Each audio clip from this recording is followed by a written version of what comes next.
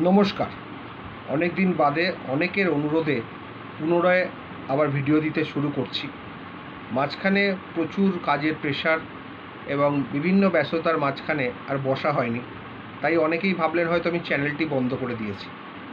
না, এই চ্যানেলটি বন্ধ করছি না আমি, কারণ অনেকেই উপকৃত হয়েছেন, তারা আমায় মেসেজও করেন, কথাও বলেন। সুতরাং আমি চাই না লোকের উপকারটা বন্ধ করতে। আজকে একটি নতুন ভিডিও দেব, সেটা হচ্ছে সাবটেনেন্সি নিয়ে।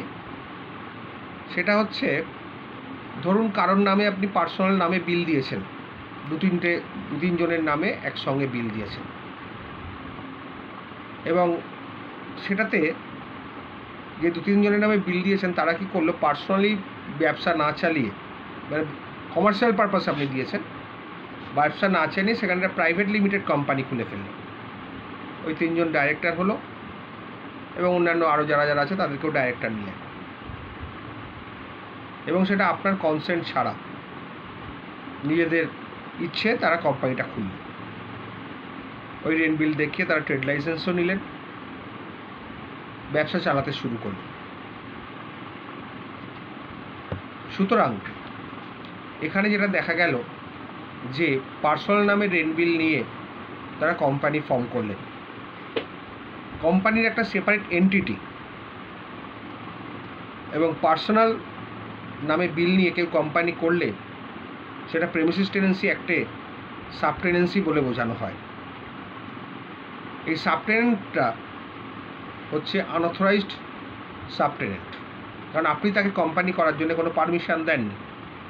তা সত্ত্বেও তারা কোম্পানি করেছেন, যদিও নিজেরা ডিরেক্টর হিসেবে রেখে দিয়েছেন নিজেদেরকে, কিন্তু তাহলেও যেহেতু কোম্পানি একটা separate entity from a living person, সেই হেতু সেটা সাবটেনেন্সির মধ্যে পড়ছে। সুতরাং এই গ্রাউন্ডে আপনি মামলা করলে সহজেই কিন্তু ডিগ্রি পাবেন, কারণ এই গ্রাউন্ডের কোনো ডিফেন্স নেই। সেই যদি সাবটেনেন্সি কোম্পানি ডিফ্যাক্ট করে দেয়, যেহেতু কোম্পানি তৈরি করে চালিয়েছে, সেই কারণেই সে এই আইনের আওতায় পড়ে যাবে। তেমনিভাবে রেজিস্টার্ড পার্টনারশিপ ফার্ম হলেও যদি ইন্ডিভিজুয়াল নামে বিল হয়, তারা যদি রেজিস্টার্ড পার্টনারশিপ ফার্ম করে, তাহলেও কিন্তু সাবটেনেন্সির মধ্যে পড়বে, এবং আপনারা তাকে তুলতে গেলে আপনাকে এরকম উচ্ছেদের নোটিশ দিতে হয়। 1 ক্লিয়ার মান্থ নোটিশ আপনাকে অবশ্যই দিতে হবে, এবং সেই নোটিশটা প্রপারলি সার্ভ হওয়া চাই। তারপরে আপনি সাবটেনেন্সির গ্রাউন্ডে মামলা করতে পারেন, তার সঙ্গে অন্যান্য গ্রাউন্ডও রাখতে পারেন, কিন্তু সাবটেনেন্সিটা এখানে আপনার প্রুভড হবেই, কোনো ডিফেন্স নেই। সুতরাং এই রকম ক্ষেত্রে অবশ্যই আপনারা মামলা করবেন।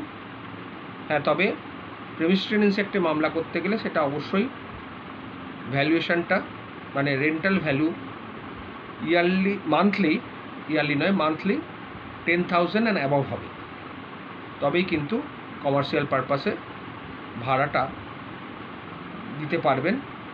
10,000 অ্যান্ড অ্যাবভ হয়ে গেলে কিন্তু আপনি আর টেনেন্সির মধ্যে পড়বেন না, সেটা লাইসেন্সি বা লিজের মধ্যে পড়বেন। টেনেন্সির মধ্যে পড়তে গেলে আপনাকে 10,000-এর মধ্যে ভাড়া রাখতে হবে টেনেন্সি, আর তার বাইরে চলে গেলেই সেটা লিজের আওতায় পড়ে যাচ্ছে।